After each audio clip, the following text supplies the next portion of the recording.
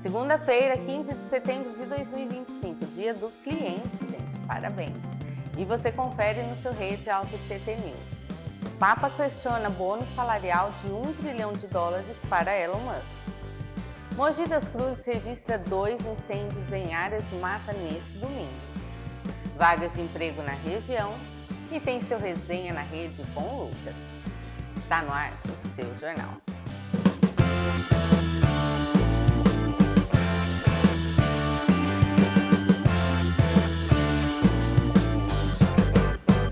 Papa questiona bônus salarial de US$ 1 trilhão para Elon Musk, proposto pela Tesla. Olha só, o religioso criticou o foco excessivo da sociedade no lucro financeiro.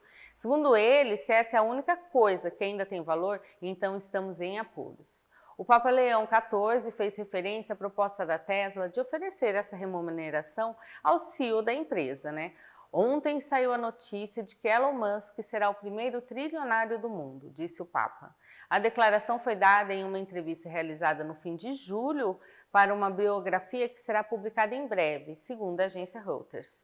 O conteúdo foi divulgado nesse domingo pelo Vaticano. O religioso também comparou a situação atual com a dos anos 60. Segundo ele, na época, presidentes de empresas ganhavam de 4 a 6 vezes mais que os funcionários. Hoje, esse número chega a ser 600 vezes maior, só no caso também de milionários, bilionários ou tri, Nesse domingo, o Papa comemorou 70 anos de vida no Vaticano. Imagens divulgadas pela Igreja Católica mostram o religioso com um bolo cercado por outros integrantes da igreja. Ele também celebrou uma missa na Praça de São Pedro com fiéis de Roma e peregrinos de diversos países. Saúdo com carinho todos vocês, disse o Papa em italiano.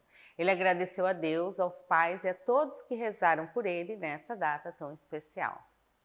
Vamos vir aqui para o Brasil, olha só, a Receita Federal prepara uma plataforma tecnológica 150 vezes maior que o Pix para implementar a reforma tributária sobre o consumo. Vou explicar para vocês, o sistema ele vai operar os futuros impostos sobre o valor agregado, a CBS e o IBS, que vão substituir PIS, COFINS, IPI, ICMS e ISS. A plataforma ela vai processar cerca de 70 bilhões de documentos por ano, com informações detalhadas sobre produtos, créditos e operações, e informações que serão cruzadas, Um dos principais módulos é o Split Payment, que vai direcionar automaticamente o valor dos impostos para a União, estados e municípios no momento do pagamento eletrônico. A ferramenta também vai permitir o cálculo e abatimento de impostos já pagos na cadeia produtiva, além do cashback para a população de baixa renda. O governo espera reduzir a sonegação e uso de empresas fantasmas, as chamadas noteiras. Segundo o secretário da Receita, o objetivo não é aumentar a fiscalização, mas melhorar a qualidade das informações. Logicamente, vai cruzar todas as informações. A plataforma terá uma calculadora oficial que alerta o empresário em caso de erro antes de qualquer autuação. A implementação começa em 2026, em fase de teste, com cobrança simbólica de 1%. Em 2027, o sistema passa a funcionar para a CBS em operações entre empresas. De 2029 a 2032, a transição do ICMS e ICS para o IBS será gradual. Segundo especialistas, a nova plataforma pode aumentar a arrecadação em até R$ 500 bilhões por ano, sem elevar a carga tributária total. Vamos ver qual mágica vai ser feita aí para a população não pagar mais imposto disfarçado de menos, Vamos lá.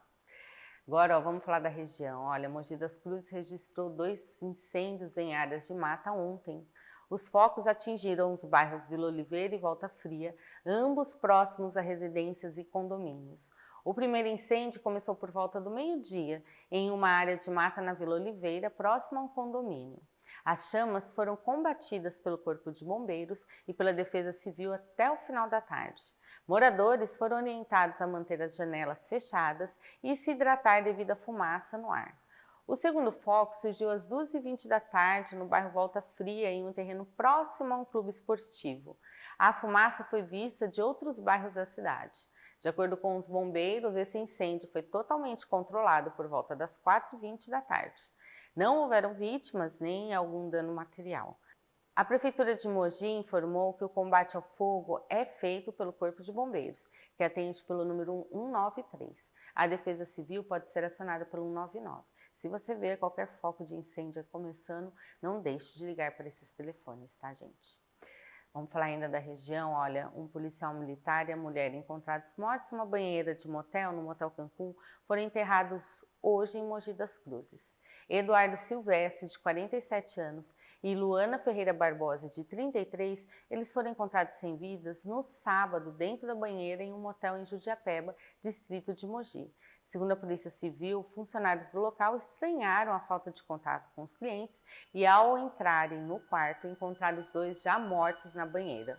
No carro de Eduardo, que estava trancado, os policiais encontraram a farda e 15 munições intactas dentro de uma mochila, devido a ele ser policial, né? De acordo com a Secretaria de Segurança Pública, o caso foi registrado como morte suspeita e morte súbita, sem causa determinante aparente. As investigações continuam na Delegacia de Mogi das Cruzes e a gente segue atualizando vocês. E no próximo bloco tem vagas de emprego na região. E mais, representante do Alto Tietê em Brasília, em conferência do meio ambiente. Fica aí que já já eu estou de volta com muita notícia para você, que é do Alto Tietê e Guarulhos.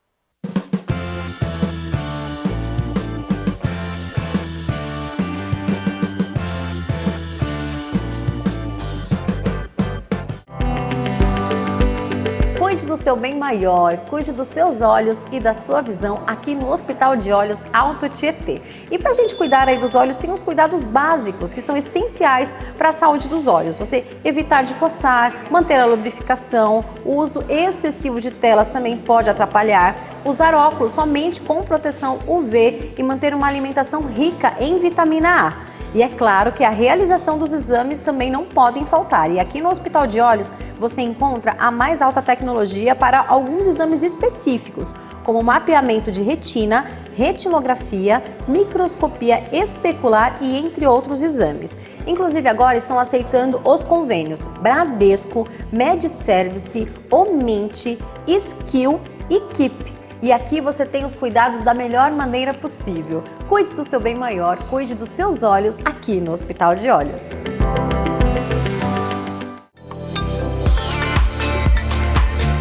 A primavera-verão já chegou aqui na Leia Fashion e tudo que há de mais moderno do mundo da moda você já encontra aqui nas araras da Leia Fashion em Suzano. Vem ver comigo!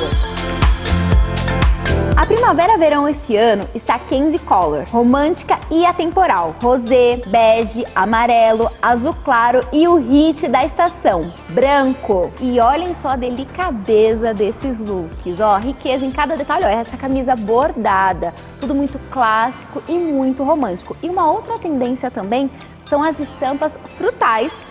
Olhem só isso, gente. Ó, de cereja, tem também de abacaxi, tudo muito romântico, ó, com babado, incrível. Isso aqui, ó, só Leia Fashion. Vestidos de festa, do 38 ao 52 você também encontra aqui, dos mais clássicos até os mais modernos. Acessórios como brincos, pulseiras, colares, cintos e muito mais. Para mais informações, acesse o telefone aí na sua tela. E é isso, a primavera chegou com tudo. E pensou em moda? Pensou em Leia Fashion, vestindo mulheres reais.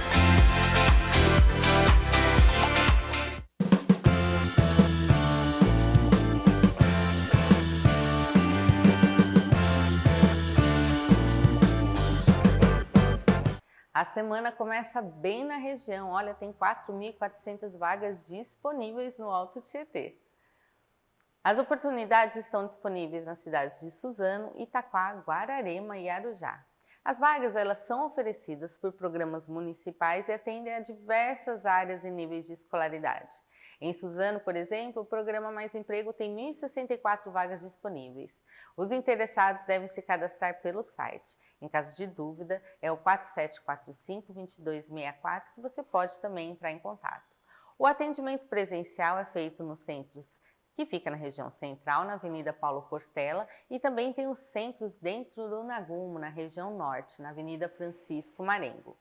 Na cidade de Itaquá, o programa Itaquá Mais Emprego oferece 2.975 vagas para a população. As candidaturas podem ser feitas pelo formulário disponibilizado pela Prefeitura ou mesmo presencialmente na Rua Dom Tomás Frei, no centro. Já na cidade de Guararema, o Serviço de Atendimento ao Trabalhador disponibiliza 299 vagas. Há oportunidades para auxiliar de produção, jardineiro, babá, caseiro, motorista de caminhão e soldador. Também há vagas de estágio para estudantes de Direito e Arquitetura. O atendimento é na Rua 19 de Setembro, no centro. Os telefones para contato são o 4693-1717 e o 4693-1433. Na cidade de Arujá tem o programa Arujá Emprega, que oferece 106 vagas. O cadastro é feito pelo site da plataforma. O atendimento presencial é na Rua Ademar de Barros, no Jardim Modelo. 2 alunas do Alto Tietê vão representar a região na 6ª Conferência Nacional Infanto-Juvenil pelo Meio Ambiente em Brasília. Olha só, Marbi Vitória de Salesópolis e Júlia Santos de Poá foram escolhidas com o projeto sobre justiça climática, tema da conferência desse ano. Marbi é aluna do 8º ano em Salesópolis, que criou o projeto Revitalização do Córrego no entorno da escola, depois de identificar um problema de mau cheiro na região. Ela foi a mais votada na etapa estadual e agora se prepara para a fase nacional. Segundo a professora Caroline Nicolau, a iniciativa partiu dos próprios alunos e pretende conscientizar a comunidade sobre a importância do córrego, localizado na nascente do Rio Tietê. A aluna destaca que representa não apenas a si mesma, mas as causas sociais que precisam de mais atenção. Em Poá, Júlia dos Santos, aluna do 9º ano, foi escolhida com o projeto do Quintal à Conferência, Justiça Climática com os Pés no Território, rumo à COP30. A proposta envolveu ideias como horta comunitária e podcasts produzidos pelos estudantes. Ela conta com o apoio do professor Juca Lopes e do colega Rian Silva, que foi escolhido como suplente em outro projeto. A Conferência Nacional acontece em outubro em Brasília e tem como objetivo envolver estudantes de 11 a 14 anos em debates sobre educação ambiental e justiça climática. E agora mudando de assunto, olha só, com shows de Gustavo Lima, MC Kevinho e Turma do Pagode, a 4ª Itaquá Rodeio Fest foi encerrada nesse sábado, dia 13, e marcou a história de Itaquá. Realizada em celebração aos 465 anos do município, o evento reuniu cerca de 300 mil pessoas nos 5 dias de programação, consolidando-se como o maior rodeio de portas abertas do Brasil. Na noite de encerramento, Gustavo Lima, que foi a atração surpresa dessa edição, levantou uma multidão de quase 70 mil pessoas com grandes sucessos e muita interação. Logo depois, MC Kevinho retornou aos palcos e comemorou a cura da mãe, Sueli, que subiu ao palco emocionando o público. Na madrugada, a Turma do Pagode agitou a arena com muito samba e alegria. Além dos shows, o festival teve a final da Montaria em Cavalos, que consagrou Alexandre do Carmo da Silva, de Barueri, como campeão dos 260 pontos aí conquistados, hein? O Itaquá Rodeio Fest também trouxe provas de montaria em touros, válidas pela Liga Nacional, e shows de artistas como Alok, Denis, Zé Neto Cristiano, Luan Santana, Henrique Juliano, entre outros. Segundo o prefeito Eduardo Boigues, a festa superou todas as expectativas e já entra para a história da cidade. Agora vamos de previsão do tempo, que a semana começou bem para quem gosta do calorzinho, né? Começou bem ensolarada aí, com tempo aí gostoso. À tarde as temperaturas subiram e não tivemos chuva, então fica a preocupação aí para você se hidratar bastante. Vamos ver como fica o tempo para amanhã. Em Guarulhos o dia começa nublado com clima fresco. À tarde teremos chuvas em vários pontos da cidade, mínima de 14 graus e máxima de 29. Já em Arujá, o dia inicia nublado com tempo fresco. À tarde as temperaturas sobem e teremos trovoada em alguns pontos da cidade, mínima de 14 e máxima de 27 graus. E no próximo bloco tem resenha na rede com o Lucas. Já eu estou de volta com o seu jornal. Sai daí, tem muita notícia para você ligada ao esporte agora.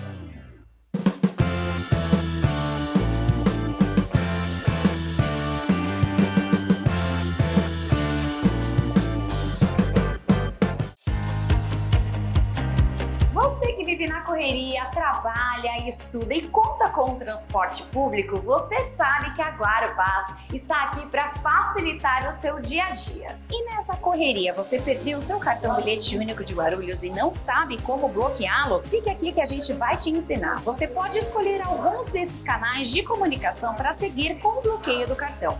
Central de atendimento, pelo chat no site, mensagem via WhatsApp ou diretamente na loja Guarupaz. Agora, se você encontrou seu cartão e quer realizar o desbloqueio dele, basta ir na loja Guarupaz, apresentar o documento oficial original com foto e fazer a solicitação. O desbloqueio é realizado na hora. Se não for necessário realizar o recadastro, dependendo do tipo de cartão. Viu só como é fácil? Esse é o bilhete único de Guarulhos que te leva além. Guarupaz, movendo pessoas, conectando jornadas.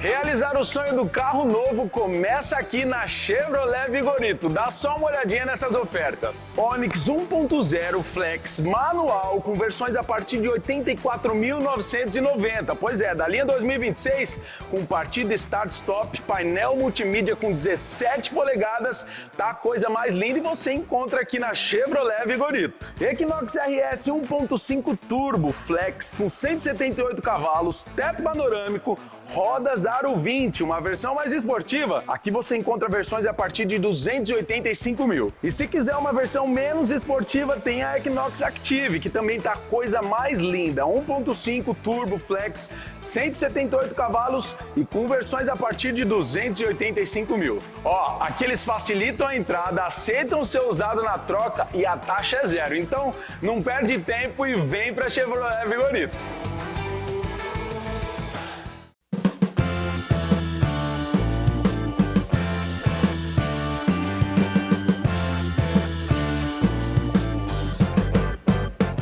E a gente já está de volta aqui, o Lucas. Tudo bem, Lucas? Tudo certo, Manu. Lucas, vamos atualizar o pessoal no Resenha na Rede? Bora lá, porque olha, tivemos muitos jogos do Brasileirão nesse final de semana, teve vôlei também, tivemos Mogi Basquete em quadra, mas vamos começar pelo Brasileirão, porque no sábado tivemos goleada. Está aí com a roupa parecida com o uniforme do Inter, mas ó, para os colorados a situação não foi nada boa. Não mesmo. Palmeiras jogando em casa, bateu o Inter por 4-1. Com direito a hat-trick de Vitor Roque. O centroavante alviverde abriu o placar logo ali dentro dos 10 primeiros minutos de jogo e ampliou ainda na sequência do primeiro tempo. Dentro ali da casa dos 20 a 30 minutos, Palmeiras conseguiu já colocar esse placar de 3-0 com direito aos 3 gols aí do Tigrinho, que desencantou de vez, né? Vitor Roque demorou a engrenar, mas conseguiu aí fazer essa passagem de dúvida para artilheiro do Verdão. E aí, o Lucas Evangelista conseguiu ampliar ainda o placar, deixando no 4-0. E na segunda etapa, já na reta final do jogo, Carboneiro foi quem descontou para a equipe do Colorado, que segue vivendo uma situação complicada na temporada. Muito complicado. O Vitor Roque já aproveitou ali o primeiro tempo para gravar os 3-0. O Palmeiras jogando muito bem. Nossa, não deu oportunidade para o Inter. Assim, a gente está sentindo a fragilidade do Inter, né? Sim. Assim, foi bem sentida, pôde ser vista nesse jogo. A situação não está boa e, assim, o Vitor Roque aproveitou o momento para falar assim, não vou deixar dúvidas, eu vou ser aqui, vou me consagrar artilheiro aqui do time, né? Exatamente. E olha, o Palmeiras agora, com essa grande fase do Vitor Roque, consolida de vez a dupla dele com o Flaco Lopes, que recentemente foi convocado para a seleção argentina pela primeira vez.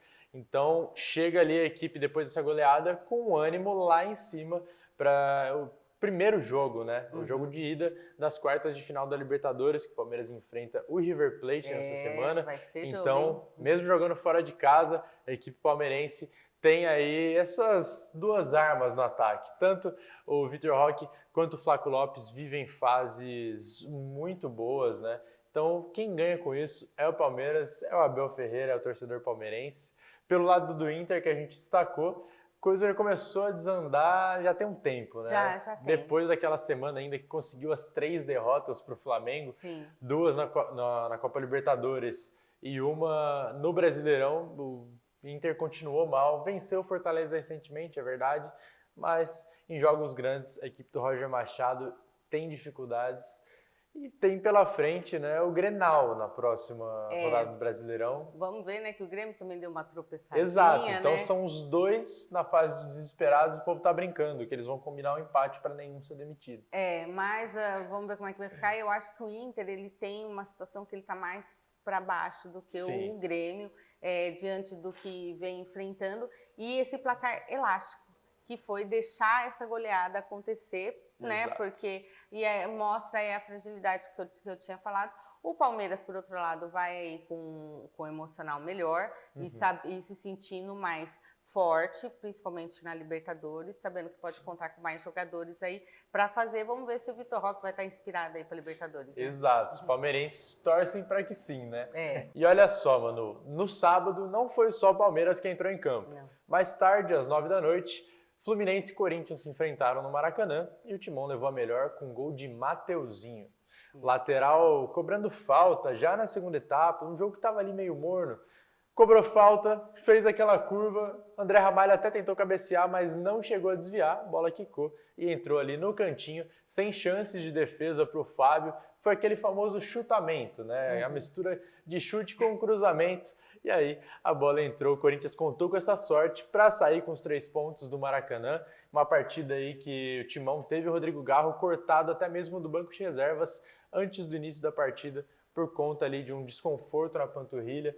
Então o argentino foi desfalque, mas o Timão conseguiu vencer aí, saiu com os 3 pontos e subiu na tabela novamente. O Fluminense e o Corinthians são 2 times que estão meio equilibrados. Nós vemos ali um Corinthians um pouco diferente na Copa do Brasil, né? Sim, sim. E no Campeonato Brasileiro a gente sente que ele dá aqueles tropeços e tudo mais, mas conseguiu manter aí a boa fase que veio aí da Copa do Brasil, já emendar, garantir os 3 pontos que você falou, porque ele estava precisando subir aí. Sim. E os times estão próximos, tanto, por exemplo, o Palmeiras garantindo 3 pontos ali, bem na parte de cima, dá aquela misturada, e o Corinthians, que não estava ali no Z4, né? Então, o mas Corinthians tá ali no meio termo ali. tá aquele que não é nem o G4, nem Não. o Z4, tá naquele bolo ali do 10º ao 8º, mais ou menos, então... Mas tá que tentando. faz diferença e pode garantir vaga em alguma outra competição, né? Exato. Também. A gente lembra do ano passado, o Corinthians ficou muito tempo lutando para se afastar do Z4, Foi. depois engatou uma sequência de 10 jogos, não lembro agora, 9 ou 10 jogos com vitórias consecutivas, e aí alcançou a classificação para a pré-Libertadores nesse ano, conseguiu também a classificação para a Copa do Brasil. E nesse ano o Corinthians tenta já resolver essa situação no Brasileirão da forma mais antecipada, né? Sem tanto desespero. E, assim, pelo calendário, pelas mudanças, o Corinthians agora tem uma situação mais tranquila nessa temporada, né? Porque ele garantindo, como você falou, dezembro, que é a Copa do Brasil, que foi, aí ele já está mais aí tranquilo, né, para se concentrar. Exatamente, aí a questão física agora, como por exemplo, eu citei do Rodrigo Garro, não fica uma coisa tão preocupante, porque o Corinthians não tem aquelas decisões, né, jogos de mata-mata, que exigem que o jogador esteja ali mesmo, né, sentindo alguma dor, sentindo algum desconforto. Nessas situações assim, a gente sabe que os atletas acabam dando aquela forçada, mesmo que vá ao limite, mesmo que lesione um pouco, para de fato ajudar o time ali a se classificar ou conquistar um título. Então, com o Brasileirão, com jogos mais espaçados agora, o Corinthians tende, né, a rodar mais esse elenco, pode fazer um trabalho melhor com as principais peças, né, o caso do Memphis, do Yuri, do Garro, que sofreram problemas físicos recentemente, agora podem trabalhar ali com mais tranquilidade. O Corinthians também não está ameaçado lá na posição tão ruim da tabela. E é verdade, tem que ir seguindo, fazendo seus pontos. Isso. Agora um jogo que não agradou nenhuma torcida ali, que, nossa, teve até vaia no final, foi Atlético e Santos, que ficou no empate, né? Não foi bom para ninguém. Pois é, mano. E um jogo aí que contou com o Neymar passando em branco. As equipes de Atlético Mineiro e Santos empataram em 1-1 lá na Arena MRV, Casa do Galo. O Galo saiu na frente com o Igor Gomes na segunda etapa. E já no finalzinho, já na reta final, né, da partida, tivemos pênalti para o Santos. O Lianco ele acabou puxando o Tiquinho Soares, o próprio Tiquinho foi para a bola, converteu e deu números finais à partida. E olha, se engana quem pensa que foi um jogo tranquilo ali, porque desde o início já tinha, né, os jogadores se estranhando. Foi um jogo tenso, na verdade, né? Exato. A gente viu o Lianco, propriamente zagueiro do Galo, se estranhando com o Neymar, né, aquele empurra-empurra, discutindo bastante. Tivemos um lance polêmico em que o Gustavo Scarpa deu um carrinho no Neymar, depois uma finalização, o pessoal especialista de arbitragem até chegou a comentar em alguns canais, falou que deveria ter sido marcada a penalidade, mas que acabou nem indo para o VAR em campo. Então já tinha dado aquela revolta. Tivemos o episódio do Neymar, né, se machucando depois, tô falando Sim. bastante dele, que apesar de ele ter passado em branco, tivemos alguns lances capitais Na com parte ele, das né? faltas ele não passou. Pois é, e nessa foi uma falta que o campo fez nele, Uhum. porque ele conseguiu driblar, estava arrancando ali para um contra-ataque, acabou virando o pé, precisou ser substituído já na segunda etapa, depois até criticou o gramado sintético, e agora passando para outros jogadores que não são o Neymar. Tivemos a expulsão do Zé Ivaldo, né? Um jogo que tinha acabado de voltar, 9 minutos da segunda etapa, o zagueiro Pra quê, santista não conseguiu parar o Hulk, agarrou, como já tinha cartão amarelo, foi expulso, Sim. então prejudicou a equipe do Santos e apenas por isso. Eu acredito que tenha sido ali um ponto interessante para o Santos voltar aqui para a Baixada, né, com ele na mala. Então, as equipes seguem próximas do Z4, não estão dentro, né, mas bem próximas e próximas um do outro. Um tem 25, outro tem 23, seguem ali a 2 pontinhos de distância. A torcida do Galo vaiou, assim, após acabar. Principalmente que esse gol, né, de pênalti foi no final, mas pro final. Então, assim, fica aquele empate com gosto de derrota, na verdade. Exatamente. Porque eram 3 pontos aí que iam fazer a diferença pro Galo. O Santos está naquela situação, não está ganhando. É o que você falou, 1 ponto pelo menos. Mas, assim, não está confortável. E o Santos, desde o começo, com a contratação de Neymar, enfim, vem sofrendo. Achou que ia ter essa situação dessas oscilações que a gente sempre falou aqui no Resenha, resolvidas, e não. Né? Continua do mesmo jeito, como se ele tivesse contratado ou não.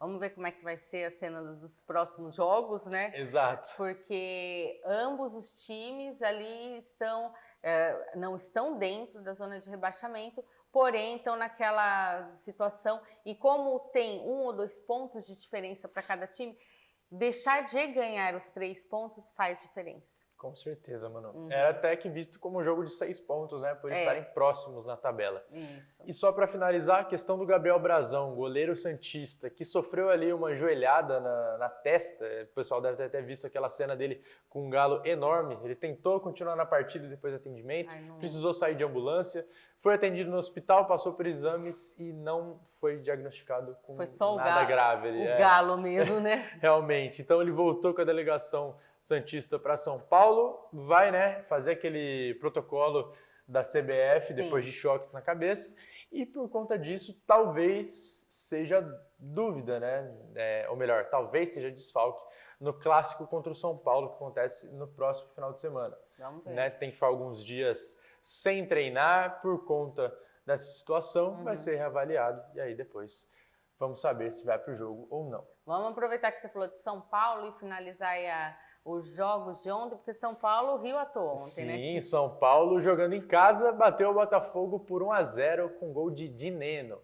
O jogo começou animado ali para o São Paulo, que logo no começo conseguiu abrir o placar e tinha chegado com mais perigo depois, né? O Enzo Dias quase ampliou em cobrança de falta, que passou ali na trave, tirou até alguns gritos de gol no Morumbis, mas São Paulo conseguiu aí neutralizar o Botafogo, que passou o primeiro tempo sem dar chute no gol, né?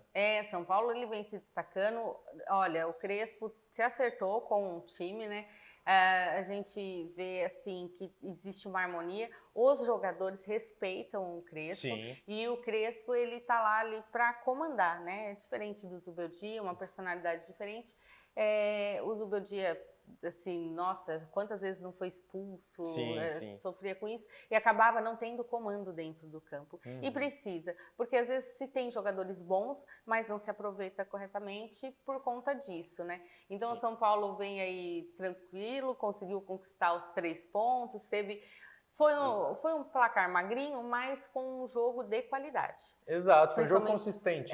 Pela parte do São Paulo teve ali, o Botafogo ficou mais escondido um pouco. Né? Teve ali uma tentativa no intervalo com algumas alterações por parte do David Ancelotti. Não conseguiu surtir um grande efeito. Claro, momentaneamente o Botafogo melhorou na partida, mas não chegou a empatar, não chegou a oferecer grandes perigos para o tricolor. E o São Paulo não tem nada a ver ali com os problemas do Glorioso, conseguiu sua vitória, segue próximo do G4. A gente tem o Mirassol entrando no G4 nessa rodada, que venceu justamente o Grêmio, que a gente comentou. Então, segue uma briga interessante, uns paulistas aí brigando lá em cima, outros mais para baixo, mais ou menos. Pezinho ali. Pois é, mas a gente segue acompanhando por aqui.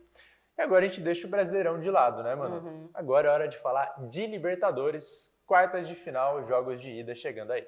Porque o São Paulo ele não vai poder nem descansar muito, né? Exatamente, Manu, porque já na quarta-feira, 7 da noite, São Paulo enfrenta a LDU fora de casa para esse jogo de ida das quartas de final da Libertadores. No mesmo dia, às 9h30 da noite, quem entra em campo é o Palmeiras para enfrentar o River Plate lá no Monumental. Então, os dois vão ter aí pedreiras pela frente. São Paulo no Equador e o Palmeiras na Argentina. Dá para assistir os dois jogos. Acabou do São Paulo, já emenda do Palmeiras. Sim, já fica aquela noite ali de futebol, porque a gente sabe, começa a funilar as competições da Conmebol, começa a funilar as competições de mata-mata, a coisa tende a ficar mais emocionante, né? E são dois jogos difíceis, acredito, assim, principalmente pro Palmeiras aí, pro River Plate. O LDU, ele é um time ali, mas o River Plate vai dar trabalho ali pro Palmeiras. Então, eu confesso que eu também acho que a LDU pode complicar a vida do São Paulo. A LDU já eliminou o São Paulo recentemente na Sul-Americana, agora a gente tem aí,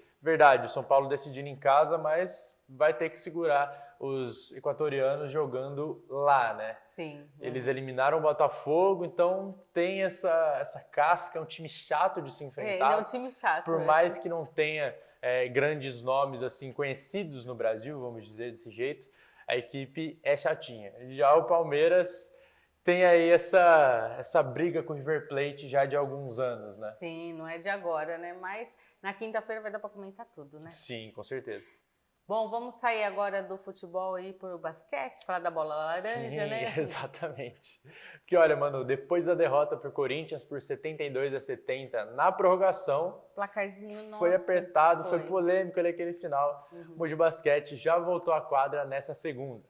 A equipe enfrenta o São José fora de casa pela fase de realinhamento do Campeonato Paulista. Isso. Exato.